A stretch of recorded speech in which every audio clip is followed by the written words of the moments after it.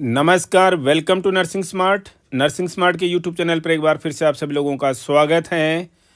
RML का exam आने को है और उसी के लिए हम जो 4 सब्जेक्ट्स हैं, कौन कौन से, जीके, इंग्लिश, रीजनिंग और मैथमेटिक्स, इनसे हम डेली आपके लिए कुछ कुछ क्वेश्चंस लेकर के आते हैं जो कि एग्ज़ाम्स की दृष्टि से बहुत ज़्यादा इम्पोर्टेंट हैं। तो चलिए देखते हैं आज के सेशन में क्या है और किस सब्जेक्ट से हमने क्वेश्चंस रखे हैं जो कि आने वाले एग्जाम में बहुत ज़्यादा इंपॉर्टेंट है। हम कुछ क्वेश्चंस देखेंगे जनरल इंग्लिश से और ये क्वेश्चंस जो हैं वो अलग अलग एग्जाम्स में ऑलरेडी आ रखे हैं और बहुत ज़्यादा इंपॉर्टेंट हैं। ऐसा नहीं है कि हम क्वेश्चन वही करा रहे हैं, हम आपको उससे रिलेटेड जो चीज़ें भी बताएंगे मैथडोलॉजी के साथ में, किस मेथडोलॉजी के साथ में हमने क्वेश्चन को सॉल्व किया है वो जानना भी आपके लिए बहुत ज़्यादा ज़रूरी हो जाता है। तो चलिए बिना समय गवाए शुरू करते हैं आज का ये सेशन।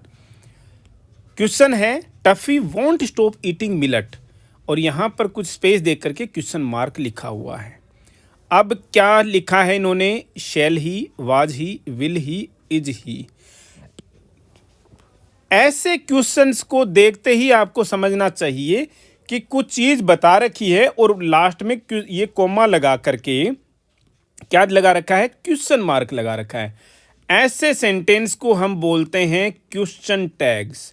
ऐसे चीज़ों को हम क्या बोलते हैं, क्वेश्चन टैग बोलते हैं, यानी क्वेश्चन टैग है। अब इसका क्वेश्चन टैग का सिंपल सा रूल है, जो ये सेंटेंस दिया गया है अगर ये पॉजिटिव सेंटेंस है तो क्वेश्चन टैग जो है वो क्या होगा, नेगेटिव होगा। अगर कुछ इसमें सेंटेंस में क्या दे रखा है, नेगेटिव सेंटेंस दे रखा है, तो क्वेश्चन टैग जो है वो क्या हो जाएगा, पॉजिटिव हो जाएगा। क्वेश्चन को देखिएगा आप यहाँ पर, Tuffy won't stop eating millet. तो क्वेश्चन कैसा दे रखा है, सेंटेंस कैसा दे रखा है भैया आपको, वॉन्ट स्टॉप। वॉन्ट स्टॉप का मतलब, वॉन्ट का मतलब क्या है भाई यहाँ पर, विल नॉट। वॉन्ट का मतलब है, इसका मतलब ये निगेटिव सेंटेंस आपको दे रखा है। क्वेश्चन टैग में आपको क्या बनेगा, पॉजिटिव बनेगा। कैसा बनेगा, पॉजिटिव बनेगा। सबसे पहली बात तो यहाँ पर ऑप्शंस में से ओमिट करते हैं कि क्या कौन सा कोई पॉजिटिव, निगेटिव तो नहीं है। Shall he, was he, will he, is he, सारे के सारे पॉजिटिव हैं भाई, इसलिए कुछ भी ओमिशन हम नहीं रख सकते यहाँ पर, कोई बात नहीं। दूसरी चीज जाइए किस पर, टेंस पर आइए। अब आप टेंस पर, तो टेंस क्या है, विल नॉट। कौन सा टेंस यूज हुआ है भाई, फ्यूचर टेंस का यूज हुआ है। कौन सा टेंस है, फ्यूचर टेंस। तो फ्यूचर टेंस में शैल ही, यस शैल ही आता है, वाज ही, जिनी पास्ट आ गया, विल ही, यस आता है, इज ही प्रेजेंट आ गया। तो 2 ऑप्शंस निकल गए। अब 50-50 वाली सिचुएशन बच गई। क्या बच गया भाई, शैल बच गया और विल बच गया। क्वेश्चन पे वापस नजर डालिए, क्या था, विल नोट, तो क्या आएगा, विल ही। शैल क्यों आएगा भाई, ऑप्शन ए भी इनकरेक्ट हो गया। करेक्ट ऑप्शन क्या हो गया भाई, will he. Tuffy won't stop eating millet, will he. यहाँ पर नेगेटिव सेंटेंस था, हमने पॉजिटिव बनाएंगे क्वेश्चन टैग को देखने के लिए। और ये बहुत इंपॉर्टेंट क्वेश्चन है, अलग अलग एग्जाम्स में रिपीटेडली जो है इस तरीके के क्वेश्चंस पूछे जाते हैं। नेक्स्ट क्वेश्चन देखिएगा, each officer and each soldier, space दे रखा है, and spoken about the incident have की आपको फॉर्म यहाँ पर जो है वो भरनी है, अप्लाई करनी है। अब देखिएगा हमेशा यहाँ पर सब्जेक्ट देखिएगा, 2 सब्जेक्ट आ गए हैं, लेकिन जब कभी भी सब्जेक्ट में यूज किसका होता है, ईच का है, ठीक है ना, ईच ऑफ एस, तब हमेशा उसको क्या माना जाता है, सिंगुलर सब्जेक्ट ही माना जाता है। क्या माना जाएगा भाई, सिंगुलर सब्जेक्ट ही माना जाएगा। इसलिए अब हैव की क्या आएगी, आपको सिंगुलर फॉर्म ही आपको यहाँ पर अप्लाई करनी है और वो क्या होगी, हैज होगी। वैसे हैव भी यूज कर लिया जाता है ऐसे केसेज में, लेकिन ग्रामेटिकली जो है वो हैज जो है वो मोर करेक्ट है। आप हमेशा दिमाग में रखिएगा, ईच जो है उसके साथ में हमेशा क्या आएगी, सिंगुलर वर्ब ही आनी है। सिंगुलर वर्ब ही आएगी, हमेशा दिमाग में रख लेना। सिंगुलर, ईच को हमेशा सिंगुलर सब्जेक्ट के हिसाब से ही आपको ट्रीट करना है। नेक्स्ट क्वेश्चन देखिए, the cost of apples space high. अब की बार बी की फॉर्म आपसे पूछ रखी है। बी की फॉर्म क्या हो सकती है भाई, इज हो सकती है, आर हो सकती है, एम हो सकती है, इस तरीके से पास्ट में वाज हो सकती है, वर हो सकती है। यहां पर the cost of Apple, subject क्या है? एप्पल को सब्जेक्ट नहीं है भाई, कॉस्ट, एप्पल्स की कीमत, कॉस्ट ऑफ एप्पल्स, ये क्या है? सब्जेक्ट है। और ये कैसा है भाई? सिंगुलर सब्जेक्ट है, एक ही है। क्या है भाई? Singular subject. तो क्या आएगी? वर्ब भी इसी के हिसाब से आएगी। आर आएगा, जी नहीं। वाज आ सकता था, वर नहीं आएगा। नन ऑफ दिस का तो मतलब ही नहीं हो सकता। इसलिए क्या है? करेक्ट सेंटेंस क्या हो गया? The cost of apples is high. Was high भी करेक्ट हो सकता था, लेकिन ऑप्शन में ही नहीं है। फिर दो तो क्या होगा कि कन्फ्रंट करेंगे तो ऐसे जो सेंटेंसेज हैं वो दिए नहीं जाते, ऑप्शन जो हैं वो दिए नहीं जाएंगे। नेक्स्ट क्वेश्चन देखिए, the president and the secretary space to organise a seminar. Question को देखिए ध्यान से। द प्रेसिडेंट ये भी सब्जेक्ट है, द सेक्रेटरी ये भी सब्जेक्ट है। अब सब्जेक्ट क्या बन गया भाई? प्लूरल बन गया है। दो सब्जेक्ट हो गए हैं, बहुवचन हो गया है, सिंगुलर नहीं रहा है। ईच वाली कंडीशन नहीं है, ये प्लूरल सब्जेक्ट बन गया है। तो प्लूरल के हिसाब से ही वर्ब आएगी। और प्लूरल सब्जेक्ट के साथ में सिंपल प्रेजेंट टेंस में कौन सी फॉर्म लगती है बिना एस या ईएस की? सिंगुलर के साथ में हमेशा क्या लगती है भाई? सिंगुलर सब्जेक्ट के साथ में वर्ब के साथ में एस या ईएस जो है वो लग जाता है, लेकिन प्लूरल सब्जेक्ट के साथ में एस या ईएस नहीं लगता। क्या आएगा? क्या आ जाएगा भाई? क्वेश्चन ऑप्शन में क्या आ जाएगा? वॉन्ट आ जाएगा, वॉन्ट्स नहीं आएगा। वर इन वॉन्ट कहीं से नहीं जमा, नन ऑफ दीज नहीं जमा। क्वेश्चन आप यहां पर वापस देखिए, सब्जेक्ट जो है वो क्या हो गया है? प्लूरल बन गया, बहुवचन हो गया है। तो वर्ब भी उसी के हिसाब से आएगी, सिंगुलर सब्जेक्ट के हिसाब से। साथ में वर्ब में एस या एस जोड़ा जाता है, पता है आपको सब लोगों को। तो प्लूरल के साथ में एस या एस नहीं लगेगा, केवल क्या आएगा? वांट आएगा, केवल want. The president and the secretary want to organise a seminar. Next question देखिए, select the grammatically appropriate sentence expressions from the options given below. यानी ग्रामेटिकली जो सेंटेंस करेक्ट है उसको आपको देखना है। Don't repeat your mistake again, correct है भाई यहां तक तो। डू यू, क्वेश्चन टैग आ गया वापस। अब देखिए क्वेश्चन टैग इसका क्या बनेगा? Don't repeat your mistake again, ये गलती वापस मत करना। तो निगेटिव सेंटेंस है, निगेटिव की जगह पर क्या बनेगा भाई? पॉजिटिव बनेगा। पॉजिटिव के हिसाब से तो करेक्ट होना चाहिए, लेकिन नहीं। फ्यूचर की बात कर रहे हैं, वापस करोगे तो क्या आएगा? Will you. डू यू का मतलब तो करते हो, जमा नहीं चीज, ठीक है ना। Don't repeat. और सबसे बड़ी बात है यहां पर एडवाइस दी जा रही है, नॉर्मल सेंटेंस नहीं है, ठीक है ना। नॉर्मल सेंटेंस होता तो डू यू करेक्ट हो जाता, लेकिन नॉर्मल सेंटेंस नहीं है, एडवाइस दी जा रही है, सजेशन दिया जा रहा है, डायरेक्शन दी जा रही है। तो सेंटेंस में क्या आएगा? Will you. तो ऑप्शन करेक्ट है या इनकरेक्ट है? सेंटेंस इनकरेक्ट है, तो ऑप्शन भी इनकरेक्ट हो गया। We presented him an expensive watch.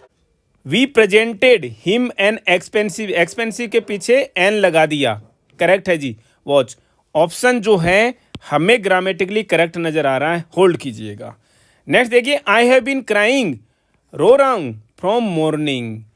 Has been हमेशा दिमाग में रखिएगा दोस्तों, छोटी छोटी चीजें दिमाग में रखनी है। हैज बीन और हैव बीन के साथ में हमेशा ये दोनों में से एक चीज आएगी, या तो फोर आएगा या सिंस आएगा। सुबह से, फ्रॉम मॉर्निंग नहीं, फ्रॉम अलग होने का साइन है, फोर या सिंस, फोर आएगा या सिंस आएगा। पॉइंट ऑफ टाइम हमें पता है मॉर्निंग से, तो हमेशा सिंस आएगा। इस फ्रॉम की जगह अगर सिंस होता है, बिन क्राइंग सिंस मॉर्निंग, तो ये चीज सेंटेंस जो करेक्ट हो जाता, लेकिन अभी इनकरेक्ट है, तो हम करेक्ट नहीं कर सकते इसको। नेक्स्ट देखिए, we visited the Taj Mahal the previous year. Taj Mahal के पीछे आर्टिकल के रूप में द लगा देते हैं क्या? जी लगाते हैं दोस्तों, पहली बात। लेकिन ये द प्रीवियस ईयर नहीं जमा, यहाँ पर पहली बात तो लास्ट ईयर आना चाहिए था, दूसरी चीज द नहीं आएगा इसमें, ठीक है। तो ये सेंटेंस भी इनकरेक्ट है। करेक्ट सेंटेंस क्या है? We presented him an expensive watch. Clear है? ऑप्शन सेंटेंस में कोई गलती नहीं है, एकदम करेक्ट सेंटेंस है। नेक्स्ट क्वेश्चन देखिए, select the grammatically appropriate sentence expression from the options given below. Same वैसा ही क्वेश्चन, देखते हैं कौन सा सेंटेंस इनमें से करेक्ट है। The price of this book is inclusive tax. Inclusive tax नहीं होता, इंक्लूसिव ऑफ टैक्स या टैक्सेज हो जाता है। करेक्ट एक तो चीज, या फिर हो जाता इंक्लूडिंग टैक्स। ठीक है, ये सेंटेंस इनकरेक्ट है। महर इज ए ऑनेस्ट पर्सन। महर लड़की का नाम होता है, मुस्लिम नेम है। एन ऑनेस्ट होता है भाई, एन ऑनेस्ट, तो ये सेंटेंस भी इनकरेक्ट है। हालांकि यहां पर क्या होता, ये क्वेश्चन टैग के हिसाब से तो एकदम सही है, इजंट सी पॉजिटिव सेंटेंस था, नेगेटिव से क्वेश्चन टैग बना दिया हमने इजंट सी। ठीक है, लेकिन यहां पर आर्टिकल का यूज जो है वो करेक्ट नहीं है, इसलिए ये सेंटेंस भी इनकरेक्ट हो गया। Who will answer the question, इस क्वेश्चन का जवाब कौन देगा, हमें आंसर करेक्ट, सेंटेंस करेक्ट प्रतीत हो रहा है। नेक्स्ट ऑप्शन और देखेंगे, Ramlal has not been invited to the party. Ramlal को पार्टी के लिए इन्वाइट नहीं किया गया। इजंट इट, पहली चीज देखो हर तरीके से गलत है। एक तो देखो निगेटिव सेंटेंस था, निगेटिव ही क्वेश्चन टैग बना दिया, यहां पर गलत हो गया। क्वेश्चन टैग भी गलत बनाया है, हैज ही बीन या हैज ही, करेक्ट ये होता तो ये भी इनकरेक्ट सेंटेंस है। सेंटेंस करेक्ट कौन सा है, who will answer the question. Practice करोगे तो चीजें समझ में आएंगी दोस्तों। Select the most appropriate meaning of the given idiom loose cannon. यहां पर एक ये इडियम दी गई है, क्या, लूज कैनन, और इसका करेक्ट मीनिंग आपको बताना है ऑप्शंस में से। हम देख लेते हैं एक बार, ये तो जरूरी नहीं है कि हमारे हिसाब से इसने लिखा होगा। लूज कैनन का मतलब क्या होता है, ऐसा कोई व्यक्ति, समवन, जिसका बिहेवियर क्या है, अनकंट्रोल्ड है। एक तो अनकंट्रोल्ड और अनएक्सपेक्टेड तरीके से बिहेव करता है। अनकंट्रोल्ड अनएक्सपेक्टेड तरीके से बिहेव करता है, यानी कि अनप्रेडिक्टेबल बिहेवियर है, जिसका अनप्रेडिक्टेबल बिहेवियर है। दूसरी चीज, जिससे दूसरों के लिए कोई प्रॉब्लम पैदा हो सकती है, जिसकी वजह से कोई प्रॉब्लम पैदा हो सकती है, दूसरों के लिए डैमेज कोज कर सकता है अगर उसको निगरानी में नहीं रखा गया, चेक नहीं किया गया। तो ऐसा कोई व्यक्ति जो अनकंट्रोल्ड, अनएक्सपेक्टेड, अनप्रेडिक्टेबल बिहेवियर करता है, जिससे दूसरे लोगों को प्रॉब्लम क्रिएट होती है, प्रॉब्लम पैदा हो जाती है, प्रॉब्लम जनरेट हो जाती है, डैमेज हो सकता है लोगों को, उससे हम बोलते हैं लूज कैनन। किसी व्यक्ति विशेष के लिए यूज किया जाने वाला शब्द है। और यहाँ पर ऑप्शंस में से करेक्ट ऑप्शन देखोगे, someone who is unpredictable and can cause damage if not kept in check, correct लग रहा है। और ऑप्शंस भी देखने, टू अंडरस्टैंड द डिटेल्स, जी नहीं, अनेबल टू अंडरस्टैंड, जी नहीं, under firm control, well manage, ये उल्टा हो गया लूज कैनन का, इसलिए यह आंसर भी, ऑप्शन भी करेक्ट नहीं है।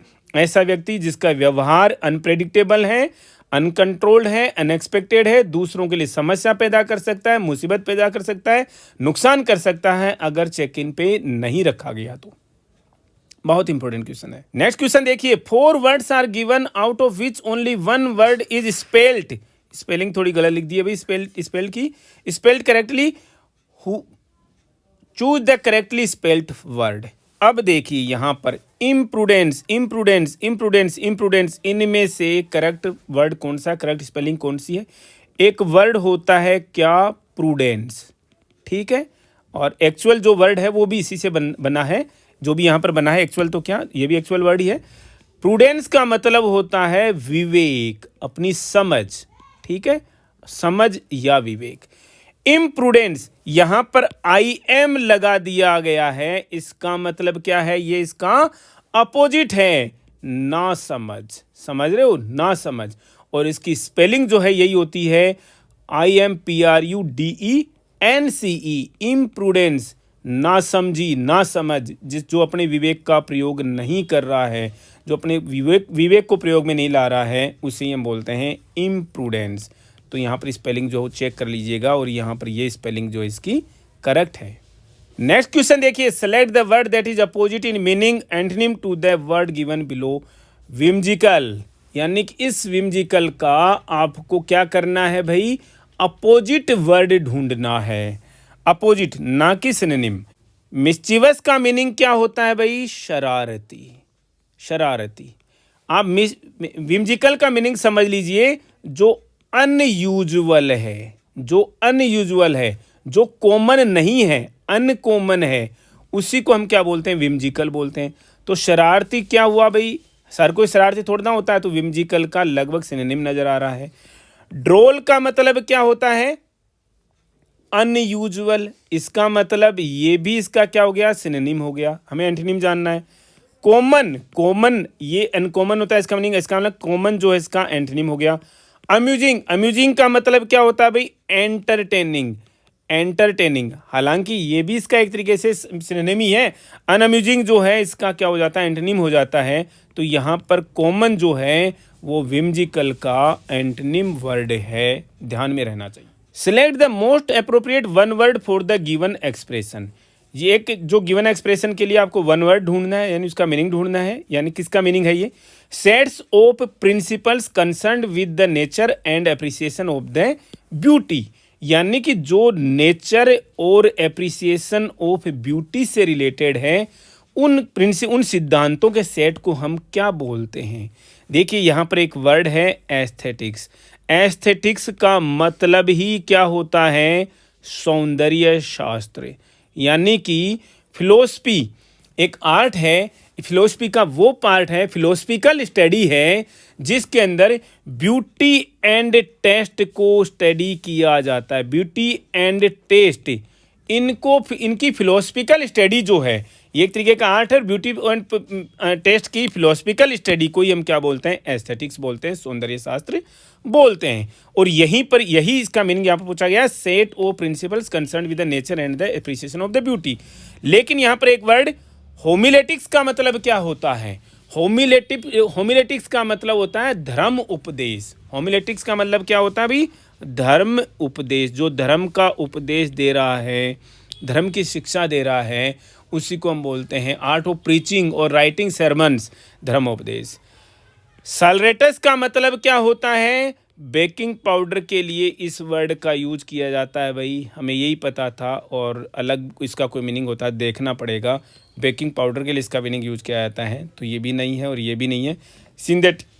सिंथेटिक्स का मतलब सब बच्चों को पता है, जो लेबोरेटरी के अंदर आर्टिफिशियली तरीके से चीज़ों को मिला करके या किसी एक चीज़ से दूसरी चीज़ को बनाया जाता है, वो होती है सिंथेटिक चीज़। यहाँ पर हमारा जो क्वेश्चन था, sets of principles concerned with the nature and appreciation of the beauty. यानी सेट ऑफ प्रिंसिपल कोई ना कोई स्टडी है, फिलोसफी है, और उसके अंदर किसको स्टडी किया जाता है, नेचर, उसकी ब्यूटी, उसका वर्णन, टेस्ट वगैरह, ब्यूटी एंड टेस्ट की जो वर्णन करने की आर्ट जो है, उसको हम बोलते हैं एस्थेटिक्स। समझ में आना चाहिए। Last but not the least, the most appropriate idiom of the given meaning to be received badly by an audience. ये इनमें से किस इडियम का मीनिंग आपको लग रहा है। 4 इडियम्स यहाँ पर दी गई है, हम हर एक का मीनिंग देखेंगे। Gird up the loin, gird up the loin का मतलब, लोइन जो वर्ड है, देखो इडियम्स भी ऐसे नहीं बनी, कुछ कुछ चीज़ों से। लोइन बोला जाता है किसको, कमर को बोला जाता है, यानी कमर कसना। हिंदी में इसका मतलब होता है कमर कसना। इसका मतलब to get ready to do something. इसका मतलब कहीं से मिल रहा है क्या, to be received badly by an audience, जी नहीं। गर्ड अप द लोइन का मतलब होता है कमर कसना, इसलिए ये ऑप्शन इनकरेक्ट है। To get ready to do something और to deal with something, gird up the loin इसका जो है यहाँ पर मैच नहीं कर रहा है, इसका मीनिंग नहीं मानेंगे। Go down like a lead balloon, यानी कि लेड का कोई बैलून होगा तो नीचे ही आएगा ना भाई, तो इसका मतलब क्या हुआ, go down like a lead balloon का मतलब आप कुछ बोल रहे हैं, आप जो कुछ बोला जा रहा है, स्पोकन और रिटन, आप कुछ बोल रहे हैं, मैं पढ़ा रहा हूँ आपको या लिख रहा हूँ कुछ, और ऑडियंस की तरफ से, सुनने वालों की तरफ से, पढ़ने वालों की तरफ से उसका जो रिस्पॉन्स ही नहीं आ रहा ठीक से, यानी कि वो बैडली रिसीव हो रहा है, ठीक से रिसीव नहीं हो रही वो चीज़, पुअरली रिसीव्ड। क्या बोलते हैं जिसको हम, पुअरली रिसीव्ड, उसी को हम बोलते हैं to go down like a lead balloon. यानी जो आपने बोला, जो कोई लिखा, उसको पुअरली रिसीव किया, ठीक से रिस्पॉन्स नहीं आया उसका, उसी का मीनिंग होता है go down like a lead balloon. Option आपको करेक्ट यहाँ पर मिल गया है। फैबियन पॉलिसी, गवर्नमेंट की पॉलिसीज में क्या होता है भाई, आपको आइडिया है। गवर्नमेंट की जो पॉलिसी है, कॉन्स्टिट्यूशनल तरीके से अगर चलोगे तो वो प्रोसेस क्या हो जाएगा, स्लो हो जाएगा, फास्ट नहीं होगा। तो क्या होता है इस पॉलिसी के अंदर, डिलेज एंड क्वेश्चंस की पॉलिसी है, डिलेज एंड क्वेश्चन, सावधानी पूर्वक चलने की पॉलिसी जो है उसको हम फेबियन पॉलिसी बोलते हैं। क्रैक समवन अप यानी कि जोक मारना, किसी को मतलब बहुत जोर जोर से हंसवा देना, यानी कैसे हंसा दोगे भाई, to make someone suddenly laugh a lot, to cause someone a laugh very hard, तो उसको हम बोलते हैं क्रैक समवन अप, यानी किसी को हंसाना। तो यहाँ पर क्वेश्चन का आंसर जो हमें क्या मिला, go down like a lead balloon, मतलब आपने जो लिखा, पढ़ा, बोला उसको पुअरली रिसीव किया जा रहा है आपके ऑडियंस के द्वारा, तो इसे हम बोलते हैं go down like a lead balloon. आज के इस सेशन में इतना ही, मिलेंगे वेरी नेक्स्ट अपडेट के साथ आरएमएल लखनऊ की प्रिपरेशन के लिए। तब तक के लिए धन्यवाद।